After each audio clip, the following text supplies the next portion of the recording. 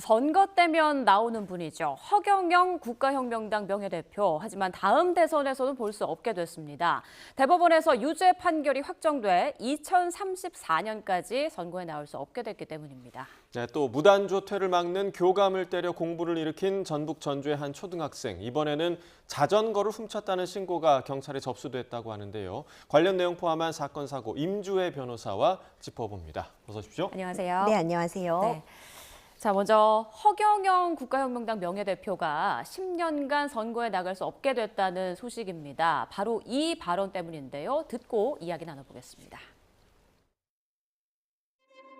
박정희 대통령이 저에게 준 50년 된 협대입니다. 영상에 보이시는지 모르겠네. 이걸 내가 지금도 차고 있습니다. 굉장히 오래됐죠? 이거 박 대통령이 준 지봉입니다. 새 지봉이 나오고 나서 이걸 저한테 줬죠? 이거 백금입니다. 왜 이걸 줬겠습니까? 대한민국을 바꿀 만한 능력이 있다는 거죠. 네. 박정희 전 대통령의 비선이었다. 삼성 이병철 회장의 양아들이었다.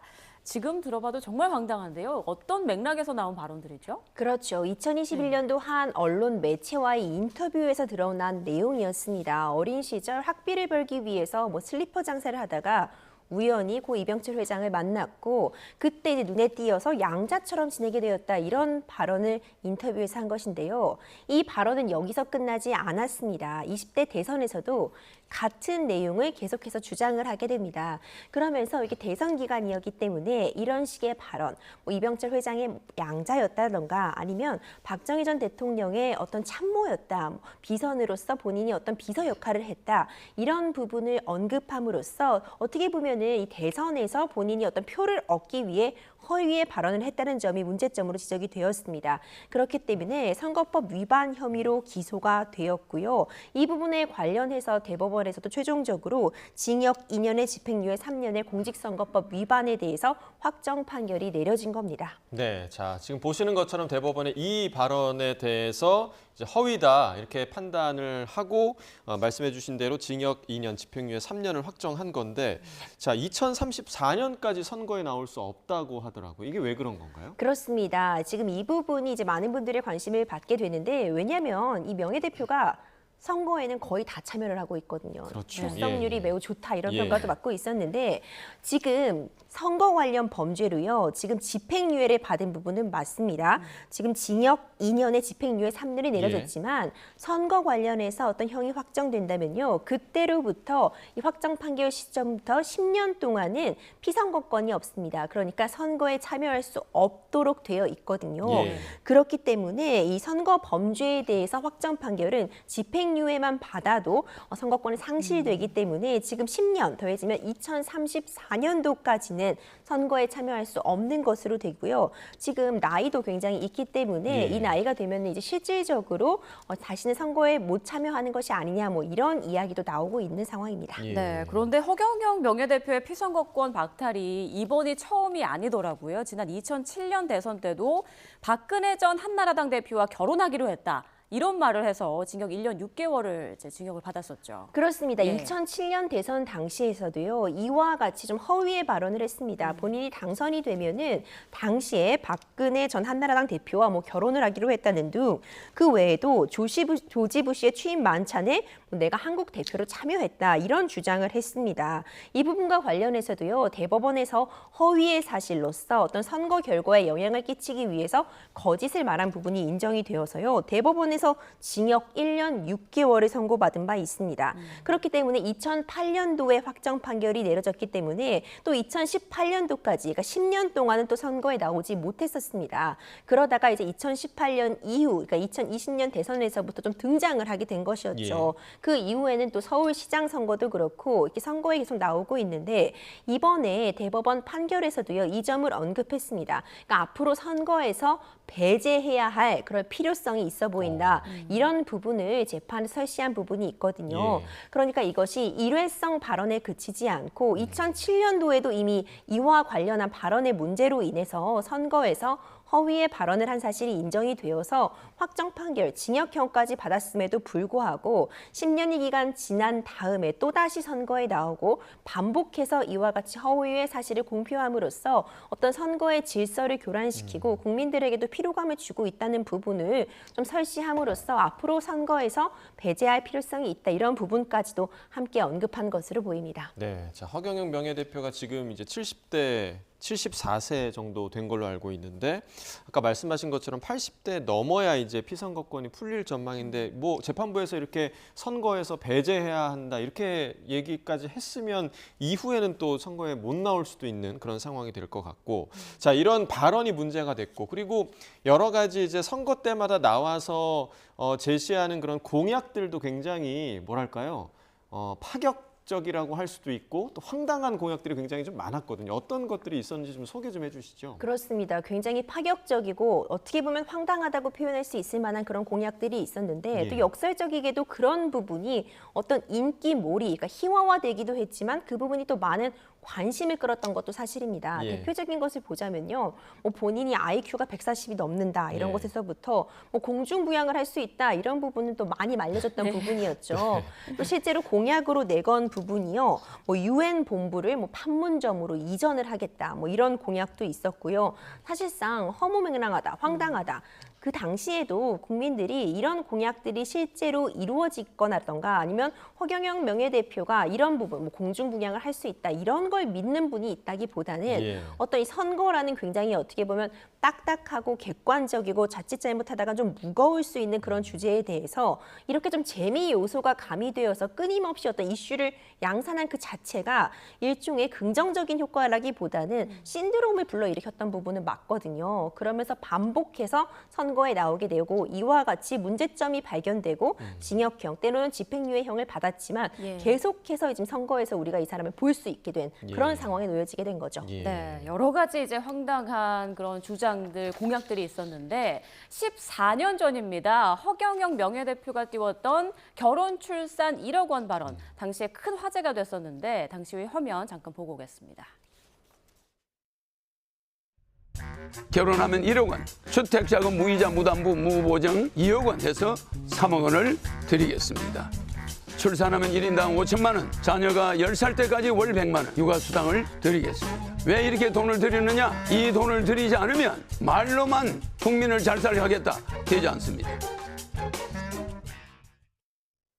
아니 그때는 말도 안 된다 예. 이렇게 얘기하는 분들 많았는데 그러니까요. 지금 예. 상황에서 보면 허경영 대표가 한 수 앞을 내다봤다 이런 우스갯소리도 하더라고요. 네, 그런 예. 말도 나오고 있습니다. 이게 14년 전 공약인데요. 당시에도 이제 출산율이 너무 낮다. 이제 젊은 남녀가 결혼을 하지 않는다. 이런 부분들이 문제점으로 지적은 되고 있었는데 그 당시에는 굉장히 파격적이라는 평가를 받았었습니다. 예. 뭐 출산만 하면 뭐 1억 원을 지급하겠다. 그리고 뭐 결혼을 하면은 뭐 무담보 무이자로 뭐 2억 원까지 주택을 담보해서 대출을 해주겠다. 이런 부분들 당시에는 조롱을 받았었거든요. 예. 그렇지만 정말 아이러니하게도 요즘은 우리가 이걸 고심하고 있는 그런 대책들 중에 하나라는 점에서 많은 분들이 뭐 한치 앞을 이미 미래를 내다본 건 아니냐 이런 이야기도 하고 있지만요. 하지만 이런 선심성 공약에서 실질적으로 실현이 가능한 그런 실현 가능한 공약으로 나아가려면 재정 마련 방법이 포함이 되어 있어야 되잖아요. 네. 그런데 당시에도 이 허경영 명예대표의 이 공약에는 재정 마련에 관해서는 딱히 어떤 그 제안을 주지 못했습니다. 그러니까 대재정은 본인이 뭐 마련하겠다, 본인 돈으로 내겠다, 뭐 이런 식으로만 지나갔지 어물쩡 예, 지나갔죠. 맞습니다. 제대로 뭔가 세수를 확보 방안을 마련해두지 못했거든요. 하지만 지금 좀 의미심장하게 볼 부분은 지금 허경영 대표가 얘기하고 있었던 뭐 출산 장려금 뭐 1억 원 지급 이런 부분이 아이러니하게도 요즘 굉장히 고심하고 있는 그런 카드 중에 하나라는 점이 좀 아이러니하다고 지적을 할 수 있을 것 같고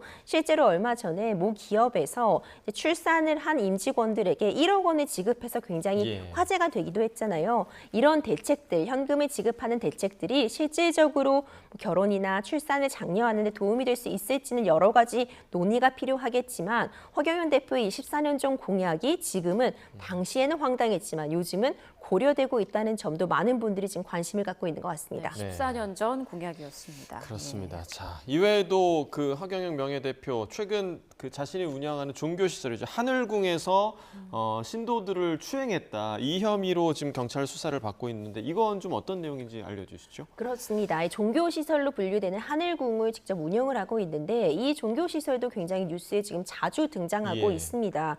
4월 달에는 이 신도들을 이제 성폭행한 혐의로 인해서요. 어떤 의식을 행한다 이런 걸 목적으로 해서 신체에 대한 접촉이 있었다 이런 부분들로 지금 수사가 진행이 되었고 예. 이 혐의로 실제로 하늘궁에 압수수색까지 있었습니다. 당시에 이제 CCTV도 확보가 되었고 허경영 명예대표의 휴대전화 이런 것들이 좀 확보가 된 것으로 알려져 있는데 지금 수사가 진행 중에 있거든요. 그렇기 때문에 이 하늘궁 내부에서의 신도 추행 혐의 이 부분에 대해서도 이번에 이 공직선거법 위반에 대한 대법원 확정 판결과는 별도로 수사가 진행되고 그에 따라서 처벌이 있을 수도 있는 사안이기 때문에 많은 분들이 관심을 좀 가지고 있는 상황입니다. 예. 네, 대법원에서 유죄 판결을 받은 허경영 명예대표 앞으로의 행보는 좀 어떻게 될지 좀 지켜봐야겠고요. 다음 이슈로 좀 넘어가 보겠습니다. 얼마 전 교감에 뺨을 때려서 논란을 빚은 전주의 초등학생. 이번에는 자전거를 훔쳐서 경찰에 이제 신고가 접수됐다고 하는데 어떤 내용인가요? 네, 저도 사실 이 사건 보면 정말 참담함을 금할 수가 없었는데요. 먼저 이제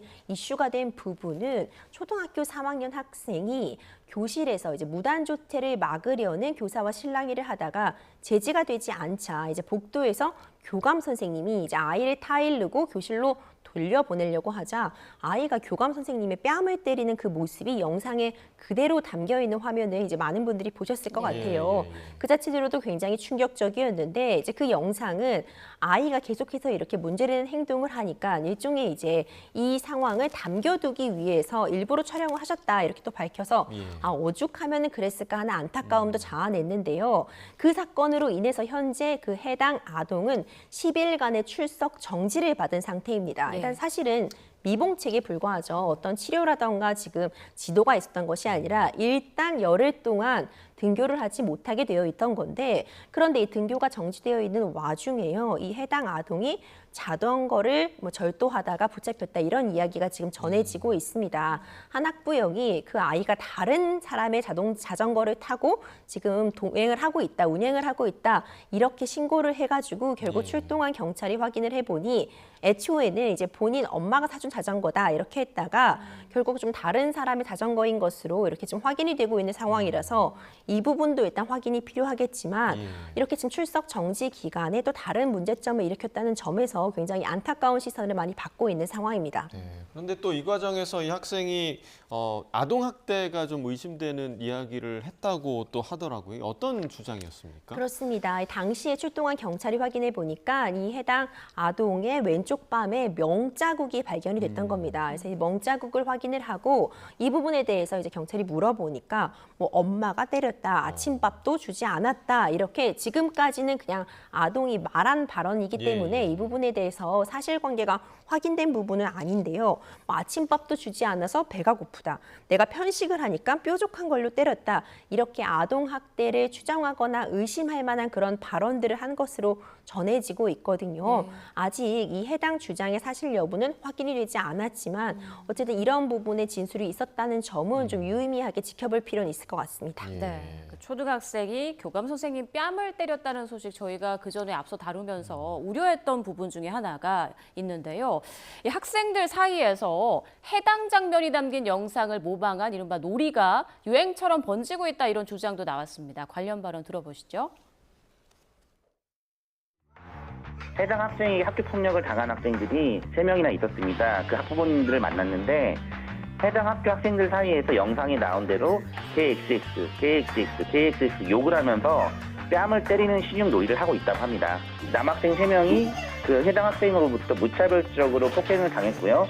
손가락 욕을 당했는데요. 현재 선생님들도 이 놀이에 대해서 인지하기 시작했고요. 방송에 나왔기 때문에 이 놀이를 자제해달라고 교육을 시킬 것으로 보입니다. 네, 이게 사실이라면 정말 문제가 심각한데요. 네, 저도 정말 이 사건을 처음 접했을 때 가장 이제 걱정됐던 부분은 교권 침해 상황에 놓인 이 담임 선생님이나 교감 선생님의 그 참담한 마음도 걱정이 됐지만요. 한편으로는 해당 장면을 고스란히 목격하고 있는 다른 친구들, 다른 아이들이 참 예. 걱정이 됐습니다. 자신이 사랑하는, 자신이 믿고 의지하는 선생님을 자신과 지금 동등한 지위에 있는 학생이 무차별적으로 폭행을 하고 욕설을 하고 그 상황에 그대로 노출되어 있다면 다른 아이들의 그 학습권이 침해된 부분은 물론이고요. 사실상 성인에 가서까지도 트라우마로 남을 수 있는 정신적 충격을 충분히 받을 수 있는 상황이라고 보여지거든요. 그렇기 때문에 이 해당 아동이 직접적으로 친구들을 괴롭혔다 이런 진술도 나오고 있지만 예. 그걸 제외하고서라도 지금 이렇게 교감 선생님을 폭행한 장면을 목격한 것만으로도 정신적인 충격이 굉장할 것 같고요. 예. 지금 앞서 나온 것처럼 굉장히 안타깝게도 이것이 하나의 놀이처럼 어떤 유행처럼 번지고 있다는 부분은 정말 우리가 어른들로서 참담하게 현실을 마주하고 이 부분에 대해서 재발을 방지하고 어떻게 하면 학교가 이전처럼 가장 안전한 공간이 될 수 있는지 가장 교육에 적합한 공간으로 기능할 수 있는지 이런 부분을 정말 처절하게 고민할 때가 아닌가 이런 생각이 들고요. 분명 어떤 이유였든 지금 아이가 도움이 필요한 상황이든 아니면 어떤 치료나 그런 지도가 필요한 상황이든 잘못된 행동은 맞잖아요. 예. 그렇기 때문에 이제 다른 학생들도 이 부분에 대해서 좀 명확하게 인지를 하고 필요하다면은 이 정신적인 부분에 대한 치료라던가 추가적으로 어떤 상담 등을 진행할 필요성도 충분히 있어 보입니다. 네, 분명히 좀 조치가 이루어져야 할 것 같고요. 자, 주제를 바꿔서 좀 이야기해 보겠습니다. 대한의사협회가 의대 정원 정책에 반발하면서 오는 18일에 집단 휴진에 나서기로 했죠. 이면택 의협 회장이 굉장히 좀 목소리를 높였는데요. 이야기 들어보고 나누겠습니다. 정부의 무책임한 의료농단, 교육농단 사태에 맞서 대한민국 의료를 살려내기 위해 우리 모두가 분명히 일어날 것이다. 그 시작으로 오는 6월 18일 전면 휴진을 통해 전국 의사 14만 의사회원은 물론 의대생, 학부모, 전 국민 모두가 참여하는 총궐기 대회를 개최할 것이다. 자, 집단 휴진 소식도 단연 화제지만 이면택 회장의 이 발언 모습도 굉장히 좀 화제가 되고 있습니다. 굉장히 좀 강경하게 들리고 정말 소리를 지르고 있는데, 자, 의사들이 전국적으로 집단 행동에 나서는 것 지난 2020년 이후에 4년 만이죠. 그렇습니다. 이제 강대강 대치가 계속해서 이루어지고 있어서요. 정말 이제 어떻게 이것이 마무리될 수 있는지 많은 분들이 걱정하고 계십니다. 이젠 정말 맞불 작전에 어떻게 보면 마지막 단계까지 온다고 볼 수 있는데 지금 일단 서울의대 서울대병원 비상대책위원회에서요. 17일부터 무기한 진료 중단에 들어가겠다고 밝혔고요. 바로 다음 날이죠. 18일부터 개원 의사까지 동참하는 이제 모든 의료진에 대해서 일단 휴업 명령을 내리겠다. 그러니까 휴업을 하겠다 이런 식으로 단체 행동에 나아가겠다 입장을 밝힌 상황이어서요. 이 부분에 대해서 과연 실제로 얼마나 파업 참여율이 있을지 얼마나 동참을 할지 이런 부분도 논쟁이 되고 있지만 어쨌든 4년 만에 이루어지는 어떻게 보면 총 집단 행동이기 때문에 많은 분들이 이 부분에 대해서 좀 관심을 갖고 있는 상황입니다. 네, 변호사께서 말씀하신 것처럼 실제 파업 참여도는 나와 봐야 알겠지만 앞서 진행한 그 설문조사에서는 63% 이상이 휴진 등 강경 투쟁에 찬성한다 이런 결과가 나왔다고요. 그렇습니다. 그런 점들 때문에 이제 의사협회 측에서도 좀 자신감을 갖고 있는 부분이 있는 것 같습니다. 이 휴진 의향을 묻는 이 설문에 일단 참여율도 높았습니다. 투표에 63%가 참여했는데 이것이 역대 최고 수치라고 하고요. 그리고 이 중에서 참여한 사람들 중에서 73% 정도는 지금 단체 행동에 찬성을 하겠다는 그런 의사를 표현했기 때문에 일단 대다수, 그러니까 다수결의 원칙에 따른다면은 대다수가 지금 이 파업에 좀 동참을 하겠다고 휴진에 동참을 하겠다, 단체 행동에 동참하겠다고 지금 밝히고는 있지만 이것은 언제까지나 단체 행동을 할지 말지 여부에 대해서 찬성이냐 반대를 밝힌 것에 불과하고요. 예. 내가 실제로 그 단체 행동에 참여하겠다는 좀 다른 차원의 문제이기 때문에요. 실제로 2020년도에 있었던 단체 행동에서도요. 당시에도 굉장히 여러 쟁점들, 뭐 공공의료원 성립이라던가 뭐 의대 증원 이런 부분들이 문제가 됐지만 개원의들의 실제로 이 단체 행동 참여율은 10% 정도를 밑도는 정도로 좀 낮은 수준에 밑돌았거든요. 예. 그렇기 때문에 이번에도 실제로 단체 행동에 나서는 사람이 어느 정도 될지는 좀 지켜볼 필요성은 있을 것 같지만요. 예. 앞서 보신 것처럼 굉장히 좀 자신감을 내비치는 부분도 있고 뭐 좀 더 격양된 표현으로 뭐 감옥은 내가 날 테니 다 따라와라 이런 식으로 좀 리더십을 보여주는 측면도 있거든요. 예. 그러니까 강대강 대치가 계속 심화만 되고 있어서 국민들의 좀 걱정도 시름도 좀 깊어가고 있는 상황입니다. 네, 그러니까 이제 실제로 어느 정도 휴진에 나설지를 봐야 한다라는 말씀이셨고, 정부가 이제 이에 대해서 이제는 설득이 아니라 직접적으로 좀 법적 대응에 나설 계획인 것 같습니다. 얘기를 들어보니까 공정거래법 위반을 검토하고 있다 이런 얘기도 좀 들리더라고요. 그렇죠. 일단 정부에서는요. 일단 이번 단체 행동에 대해서 18일에 이제 단체 행동을 하지 못하도록 진료를 보라. 이게 진료 개시 명령 이런 부분을 내릴 수 있겠죠. 예. 그리고 그럼에도 불구하고 이렇게 단체 행동에 나아간다면 사전에 이제 13일까지 사전 신고를 하라. 이런 부분을 안내를 하고 있는데 만약 이 명령을 어길 시에는 이전에 업무 개시 명령과 동일하게 이 참여한 의사들에게도 이론적으로는 법적 제재도 가능합니다. 예. 그리고 지금 대한의사협회에서 이런 부분을 좀 주도하고 있고 단체 행동을 하자고 지금 유도하고 있는 그런 부분이 있기 때문에 정부에서는 이 대한의사협회에 대해서도 어떤 이 단체가 개원이들의 어떤 경쟁이나 공정 질서를 교란시키고 있다. 이제 이런 혐의를 적용을 해서 공정거래법 위반도 검토는 하고 있다고 밝히고 있거든요. 네. 실제로 이것이 공정거래법 위반으로까지 인정이 될지 여부는 불분명하겠지만 적어도 이제 업무를 방해하고 있는 뭐 업무방해 교사 혐의라던가 경우에 따라서는 이제 공정거래법 위반 이런 혐의들이 문제가 될 수 있기 때문에 결국 이렇게 또다시 강대강으로 또 이번에는 법적 대응을 하겠다 하면은 계속 반복되고 있잖아요. 예. 그럼 더 강한 투쟁을 할 것이고 그렇기 때문에 지금 대화와 타협은 찾아볼 수가 없어서 정말 안타깝고 걱정되는 마음을 갖고 있습니다. 예. 네, 앞서 영상에서 강경한 목소리를 냈던 이면택 회장, 의사의 유죄 판결을 한 그 판사의 실명까지 거론하면서 제정신이냐 이런 말까지 했는데요.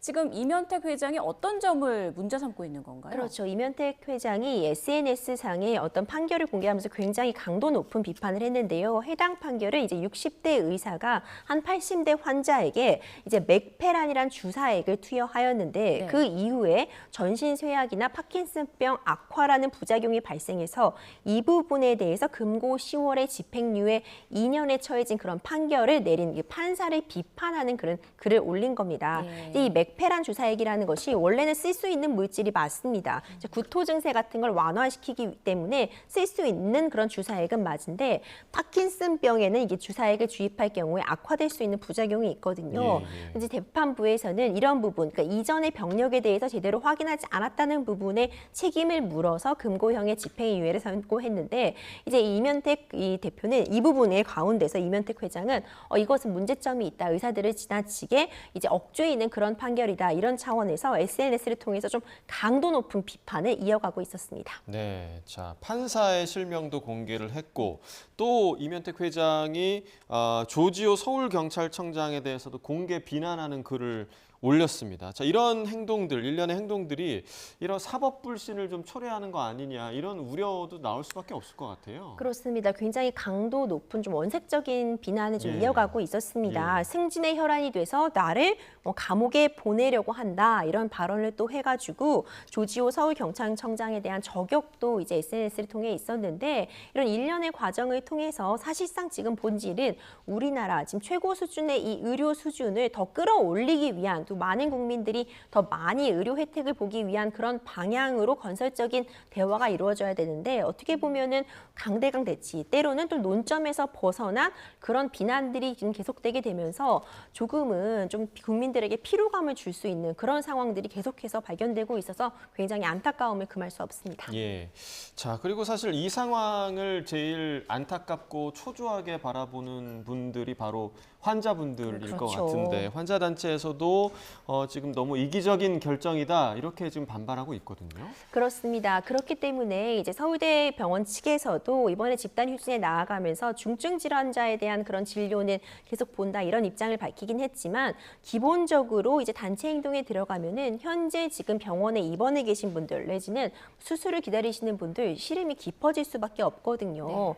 굉장히 우리나라 높은 수준의 의료 수준으로 이름을 날리고 있는 이 와중에 더 좋은 단계로 충분히 나아갈 수 있음에도 어떤 대립적인 상황 때문에 의료 수준이 더 뒤떨어지는 것은 아닌지 그 가운데 결국 피해를 보는 것은 우리 국민들이 아닌지 매우 우려스럽고요. 결국 중요한 부분은 앞으로 나아가야 되는 부분이잖아요. 예. 이 강대강 대치에 이제 법적인 대응을 하겠다고 서로 주장하는 것으로는 앞으로 나아가지는 못하고 오히려 뒤로만 물러서고 있는 형국이거든요. 그렇습니다. 그렇기 때문에 정말 앞으로 나아갈 수 있는 그런 대화의 자세를 양쪽 모두 보여줘야 될 때가 아닌가 이런 생각을 하게 합니다. 맞습니다. 의정 갈등 생각보다 너무 길어지고 있어요. 예. 이게 환자들이 발반 동동 구르고 있는 상황 빨리 끝날 수 있도록 사태가 해결되길 기대해 보겠습니다. 네, 지금까지 임주혜 변호사와 사건 사고 짚어봤습니다. 고맙습니다.